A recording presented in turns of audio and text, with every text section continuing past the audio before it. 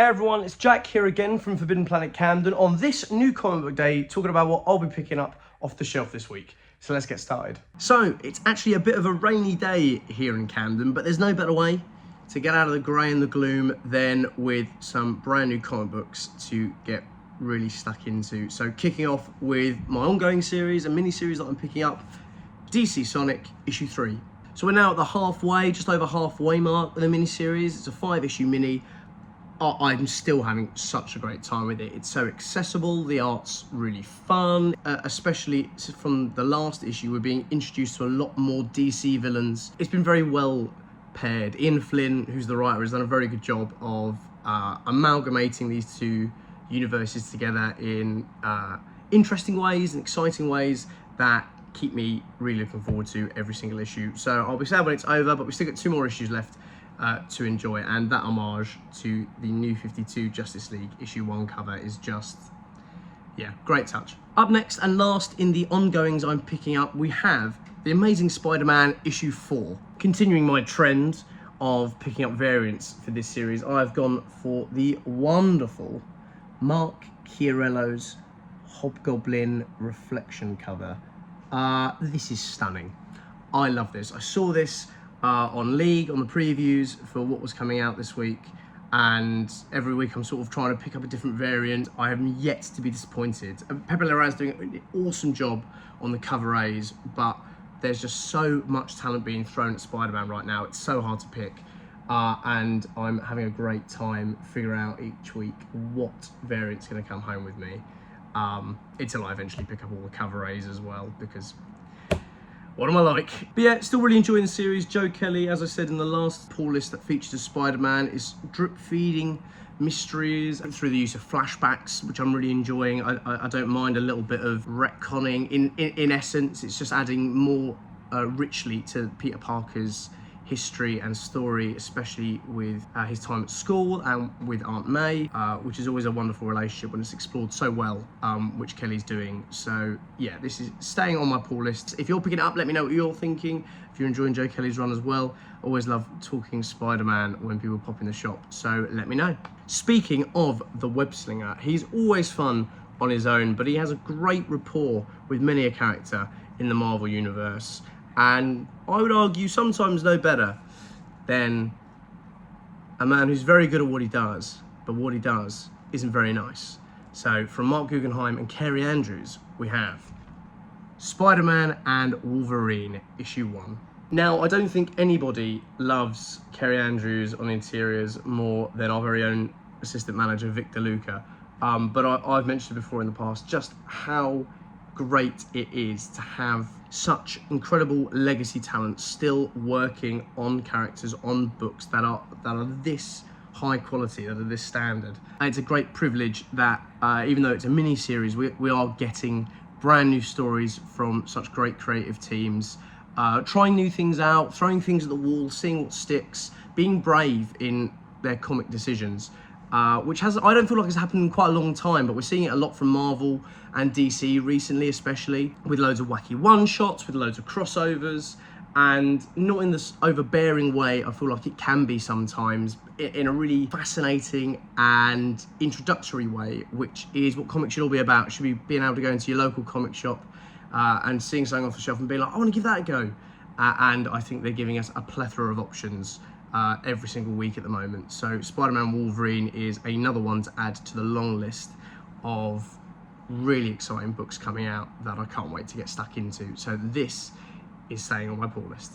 And if we're talking legacy generational talent, you can't utter that phrase without the name Frank Quitely, who I'm sure you can see behind me has done this gorgeous variant for Superman Unlimited issue 1.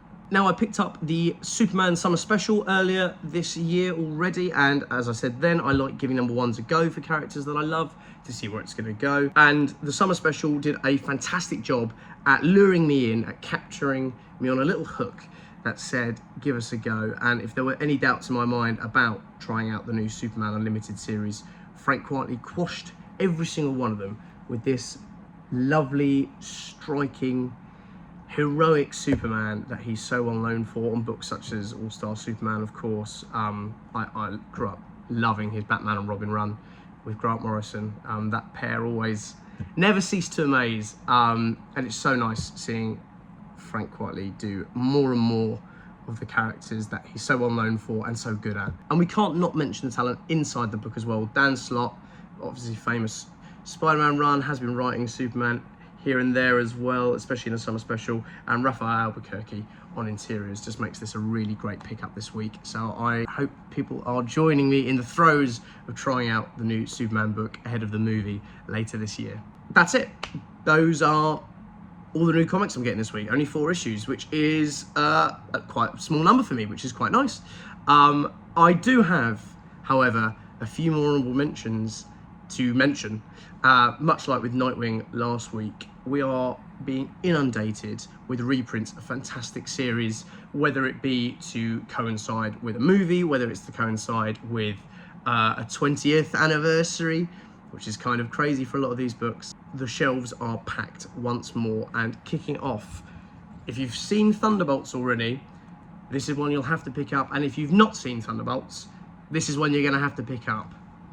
The Sentry. This is the original 5-issue Sentry miniseries from Paul Jenkins and Jay Lee, who originated the character, who created the character. So as I said, this is the original Sentry series from the year 2000, which means it is as old as I am. Oddly enough, much like I was just mentioning with companies taking risks and letting creators throw things at the wall, this is very much one of those series. It's from that period of time where Marvel were letting writers explore the darker side of their characters, of creating new characters to inhabit this world and give it a new texture and richness. And Paul Jenkins and Jay Lee succeed in doing that with the Sentry, with Bob. In this book, with pre-existing Marvel characters as well, but it's such a piece of its time. And I think the fact it translates so well 25 years on, and we still have such a love for this character, you know, massive part of Dark Reign in the mid 2000s, in the 2010s, when I was just getting into my comics. So when you get to revisit a series like this, you always should. And there's plenty of copies on the shelf here at FP Camden and around the Forbidden Planet Network, so run and grab yourself a copy. We have the second volume of New X-Men by Grant Morrison and Frank Quitely, a duo I've already mentioned today. It's a very synchronistic new comic book day this week, which is really nice. 2002, again, early 2000s was a massive shift in comics at Marvel and DC, and Grant Morrison and Frank Quitely's take on the X-Men was a huge jump. It was a massive reinvention of the team and their standing in the Marvel universe. It treated Xavier's Mansion like a real school. They dealt with real political and geopolitical issues. They dealt with publicity, and Morrison raises so many interesting questions about the X-Men's place in society that are so easily transferable into our modern living world, that are perpetual of human nature. And it's a great study through mutants of what it means to be human. So if you haven't started this series already, go and pick up volume 1 and jump straight into volume 2. It's such a great series and I can't recommend it enough.